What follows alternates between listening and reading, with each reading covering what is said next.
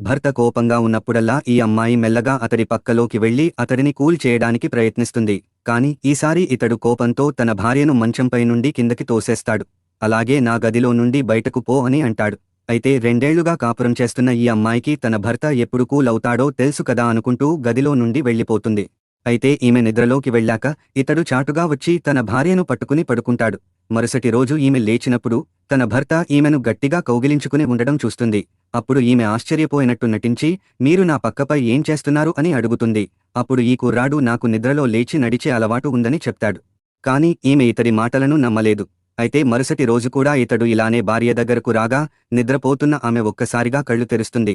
అప్పుడు ఈమె ఆట పట్టిస్తూ, ఇప్పుడు కూడా నిద్రలోనే నడుస్తున్నారా అని అంటుంది. దీంతో ఇతడు తన భార్య నిద్రపోతున్నట్లు నటిస్తుందని తెలుసుకుంటాడు. అలాగే నా దిండు కంఫర్ట్గా లేదని, నీ దిండుతో మార్చుకోడానికి వచ్చానని కవర్ చేస్తాడు. ఆ తర్వాత ఇతడు మళ్లీ తన మంచం దగ్గరికి వచ్చేస్తాడు.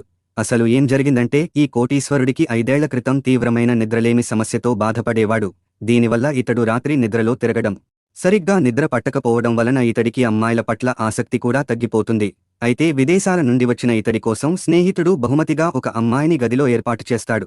కాని పొరపాటున వేరే అమ్మాయి బదులు మారిపోయి ఈ అమ్మాయి అనుకోకుండా ఆ గదిలోకి వచ్చేస్తుంది. 2 ఏళ్లుగా నిద్రలేని ఇతడు ఈ అమ్మాయితో మాత్రం హ్యాపీగా గడిపి నిద్రపోతాడు. అయితే మరుసటి రోజు ఈమెను వేశ్యగా భావించి నీకెంత డబ్బు కావాలని ఈమెను అడుగుతాడు. కాని ఈమె నాకేమీ డబ్బు వద్దని అంటుంది. దీనితో ఇతడు ఈమె తనని పెళ్లి చేసుకోవడానికి చూస్తుందని భావించి డబ్బు తీసుకుని పో, నీ స్థాయి మించి ఆశించకు అని తిడతాడు.